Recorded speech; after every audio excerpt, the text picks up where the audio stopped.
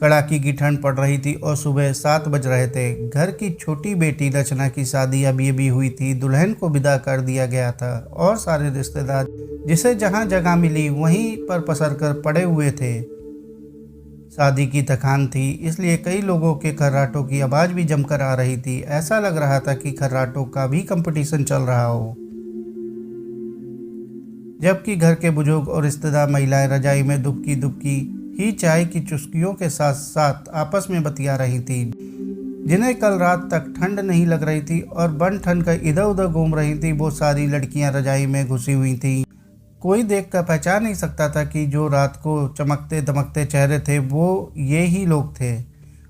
और दूसरी तरफ घर की दोनों बहुएं करुणा और सावित्री दौड़ दौड़ कर फरमाइशें पूरी कर रही थी। किसी को चाय चाहिए था तो किसी को गर्म पानी। जो महाराज घर में काम के लिए रखा था वो 8 बजे तक आएगा। तब तक बहुओं की भाग भाग कर अच्छी खासी वर्जिश हो जाती।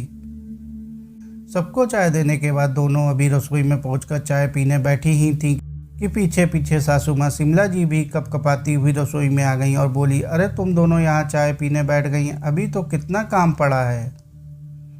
अम्मा जी, बहुत जोरों की ठंड है, हाथ पैर कपकपा रहे हैं, तो सोचा पहले चाय पी लेते हैं, थोड़ी गर्माहट ही मिलेगी। अरे तुम दोनों कहाँ गर्माहट के चक्कर में बैठी हो, अभी कुछ रिश्तेदार रवाना होना शुरू कर देंगे, उससे पहले उनके लिए शगुन के लिफाफे और मिठाई का डिब्बा तैयार कर दो। और हाँ, याद रखना कोई कमी ना रहे। 3 तरह के डिब्बे तैयार कर लेना। पिछली बार की तरह गलत मत करना, मुझे लोगों की बात सुनने की आदत नहीं। 3 तरह के डिब्बों की बात सुनकर छोटी बहू सावित्री ने हैरान होकर पूछा, 3 तरह के डिब्बे मतलब? तू चुप कर छोटी बहुरिया, कुछ पता तो है नहीं, बड़ी बहू से पूछ लेना, उसने तुम्हारी शादी में भी काम किया था तो उसको अच्छे से पता है, बस लापरवाही ना करे तो। कहकर शिमला जी रसोई से बाहर निकली और जाकर रजाई में दुबक कर बैठ गईं। सावित्री ने अपनी जेठानी करुणा की तरफ देखा तो वो बोली, अभी काम करेंगे ना तो पता चल जाएगा, परेशान क्यों हो रही है। चल पहले कोठियार में चलते हैं, वहीं 3 तरह के डिब्बे रखे होंगे। करुणा के कहते ही उसके पीछे पीछे सावित्री भी चल दी। कोठियार में पहुंचकर वहाँ का ताला खोल और अंदर जाकर दरवाज़ा लगा लिया। देखा तो वहाँ एक तरफ 3 तरह की साइज के कुछ मिठाई के खाली डिब्बे रखे हुए हैं। करुणा ने सावित्री से कहा, अरे सावित्री, उधर दरी बिछा दे, तब तक मैं लड्डू की ट्रे और मठरी का बर्तन लेकर आती हूँ। जब तक सावित्री ने दरी बिछाई तब तक करुणा लड्डू और मठरी के बर्तन लेकर आई। सावित्री बड़े उत्साह के साथ करुणा के पास आकर बैठ गई और बोली, जिज्जी मुझे भी बताओ कैसे क्या करना है।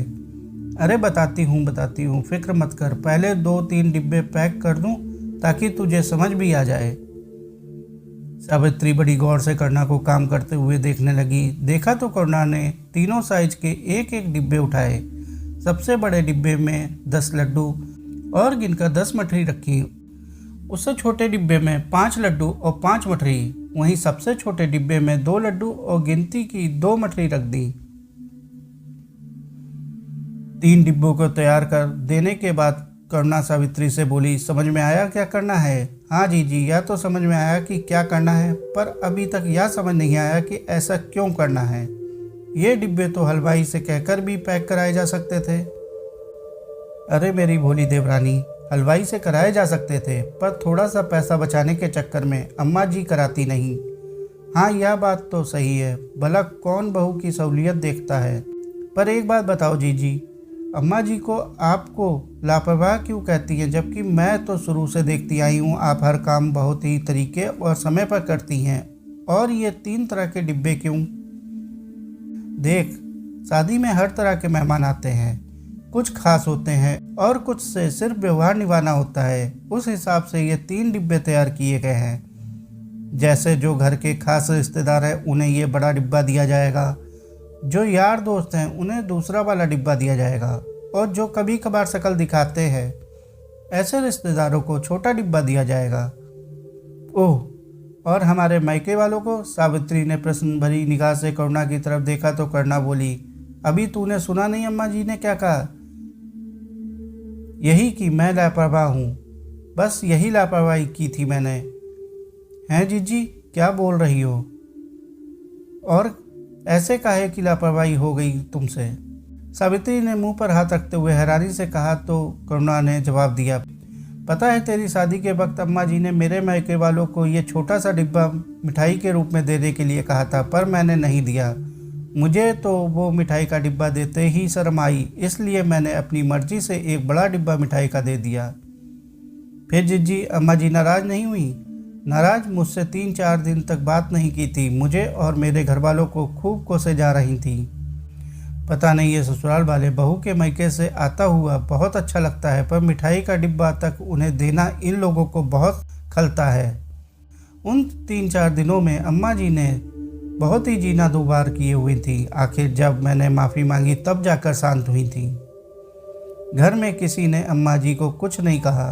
कौन क्या कहता, अम्मा जी किसी के सामने थोड़ी ना कहती हैं। वो तो पीठ पीछे टोचती रहती हैं, सबके सामने अच्छी बनी रहेंगी, लेकिन अकेले में 10 ताने सुनाती हैं। खैर छोड़ो इन सब बातों को, फटाफट मिठाई के ये डिब्बे पैक कर, नहीं तो अभी अम्मा जी चिल्लाते हुए आ जाएंगी।